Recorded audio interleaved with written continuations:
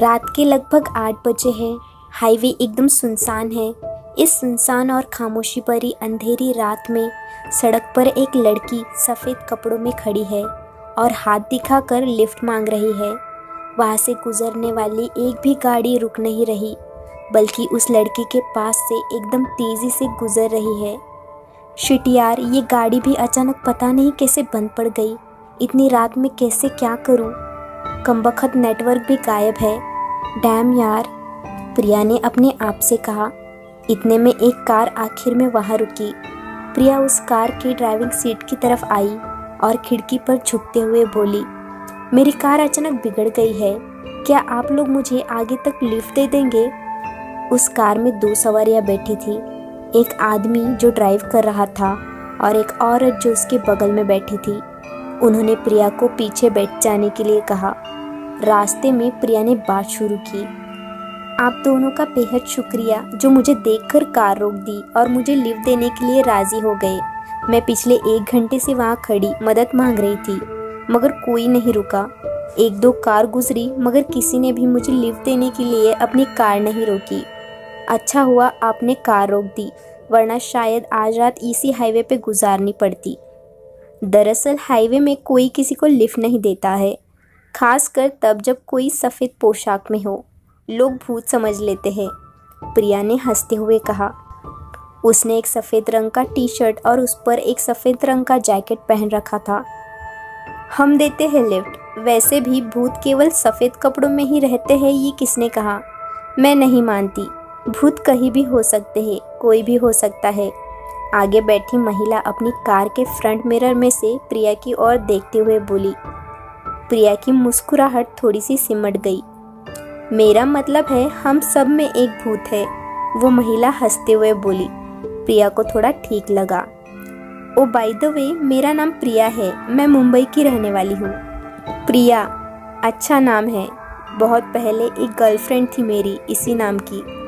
Driving seat पे बैठे आदमी ने मुस्कुराते हुए कहा। इसकी बात पर ज़्यादा ध्यान मत देना, ये बहुत मजाकिया है। मेरा नाम कल्याणी है और ये मेरे पति कमलेश है। उस महिला ने भी अपना तारुफ कराया। हाय हेलो, जुबान से एक दूसरे को हाय हेलो किया। प्रिया, आप इस वक्त कहीं से आ रही हो या कहीं जा रही हो? कल्याणी ने पूछा। मैं एक पार्टी में गई थी और बस वहीं से लौट रही हूँ, प्रिया ने जवाब दिया। ओह, आप पार्टी एनिमल हो? हाँ, मुझे पार्टी करना, पार्टी में जाना अच्छा लगता है, प्रिया ने सर हिलाते हुए कहा। हम भी एनिमल्स हैं, कमलेश ने कहा।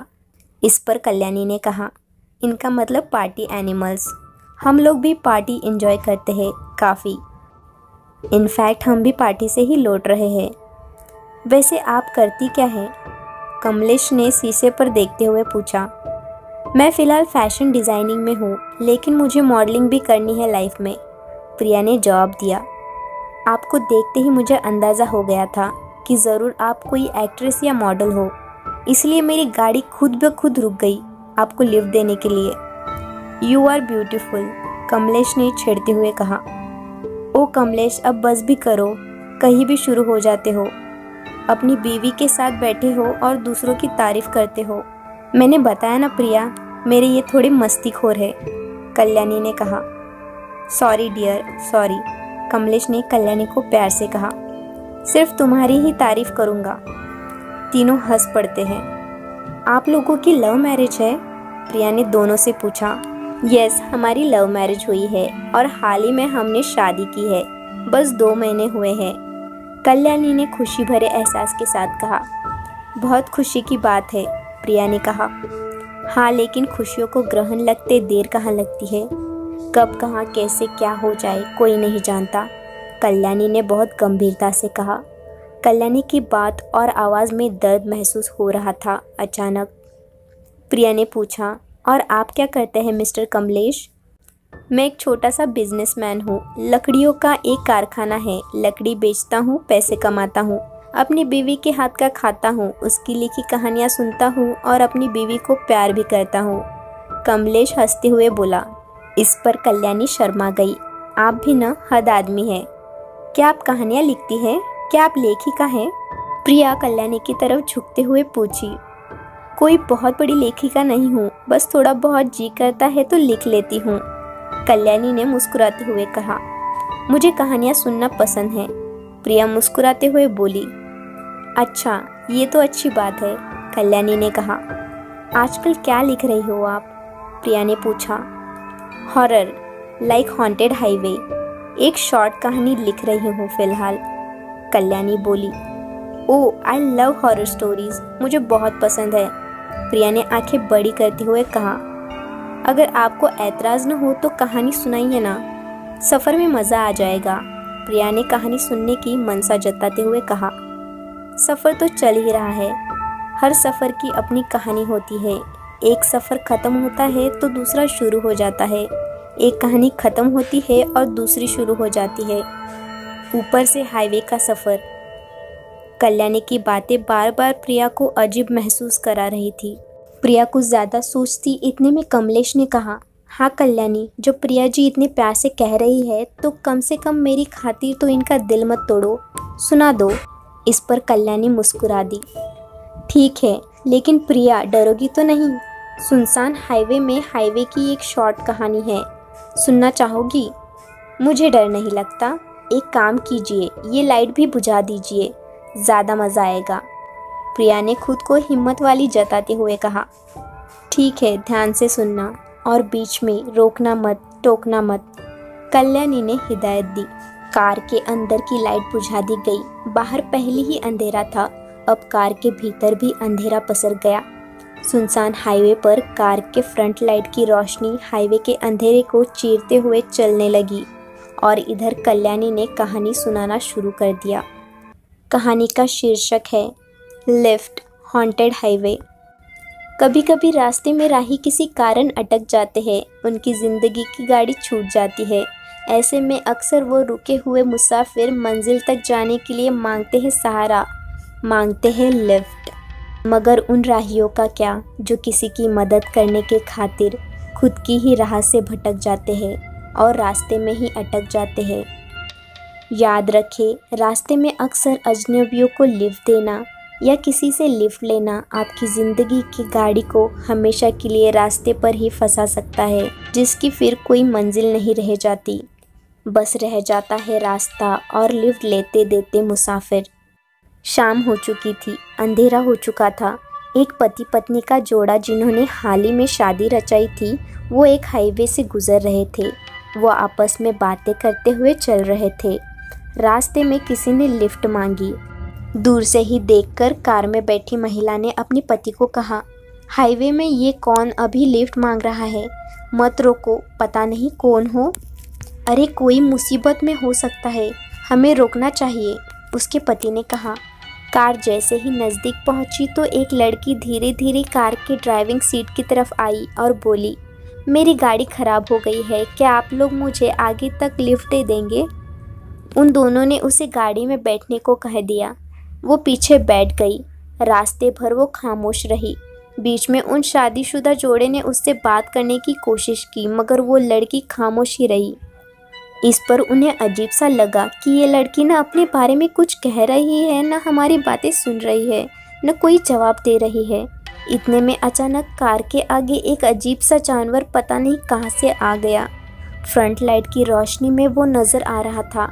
एक काला सा जानवर, बिल्कुल बिल्ली जैसी थी, बस उसका आकार थोड़ा सा बड़ा था। रोशनी में उसकी आंखें बहुत चमक रही थी। आदमी ने अपनी कार रोक दी। उन दोनों को थोड़ा सा अजीब लग रहा था, लेकिन फिर वो जानवर चुपचाप वहाँ से गुजर गया।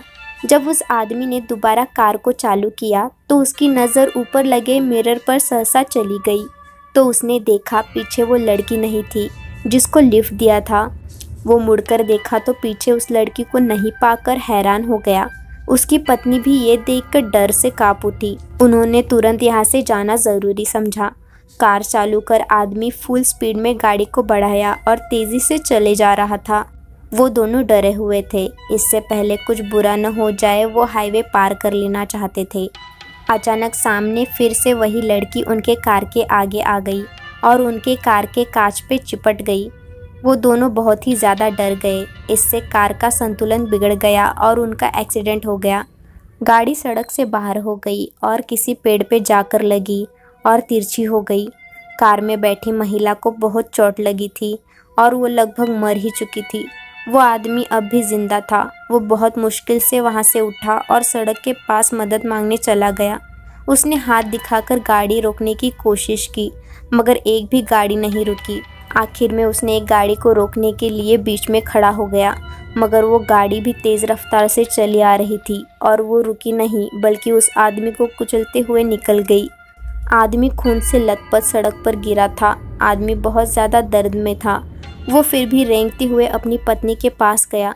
उसने देखा उसकी पत्नी मर चुकी थी। थोड़ी देर बाद वो भी वही अपनी पत्नी के पास लेटे लेटे मर गया।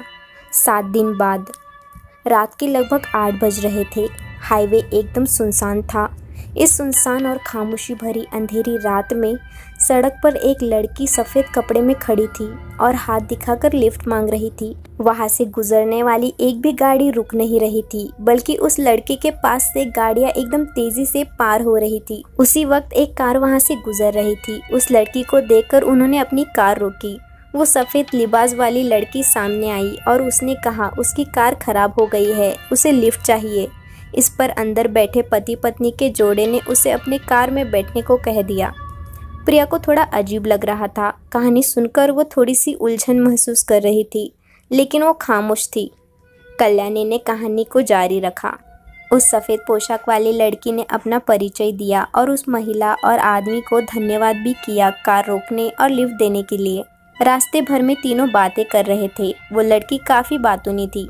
बात करते करते जब उसे पता लगता है कि वो महिला एक लेखिका है, तो वो उस महिला से एक कहानी सुनाने की गुजारिश करती है ताकि सफ़र का मज़ा आ जाए। वो महिला एक हाईवे में हुई एक घटना की कहानी सुनाती है। इतना सुनकर अब प्रिया को होश आता है। उसे ध्यान होता है ये तो हमारी ही कहानी सुना रही है। हाईवे, सफ़ेद पोशाक वाली लड़की यानी मैं, एक पति पत्नी का जोड़ा और लिफ्ट और फिर कहानी। प्रिया ने मन ही मन खुद से कहा। उधर कल्याणी अब भी कहानी कह रही थी और उसके कहानी के लफ्ज़ अब प्रिया को डरा रहे थे। कल्याणी ने आगे सुनाया। जब वो महिला कहानी बताने लगी तो एक वक्त के बाद पीछे बैठी लड़की को लगने लगा कि कहानी जैसे वो जानती है। वो बहुत ही अजीब महसूस करने लगी। उसे थोड़ा थोड़ा एहसास होने लगा कि कुछ गड़बड़ है। हो न हो ये कहानी उससे जुड़ी हुई है। उसने अपने दिमाग पर जोर डाला, सब कुछ रिवाइंड किया। इधर प्रिया भी वही कर रही थी और वही महसूस कर रही थी जो कहानी की लड़की कह रही थी। प्रिया दिमाग पर जोर डालकर सब कुछ रिवाइंड कर रही है, यानी अपने दिमाग में सब पीछे करती जा रही है, जैसे कोई फिल्म रिवाइंड होती है।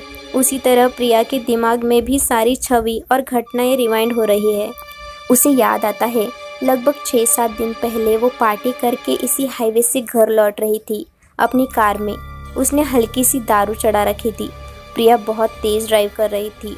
रास्ते में उसे एक शख्स दूर से दिखाई दिया था जो बीच सड़क में हाथ हिला रहा था।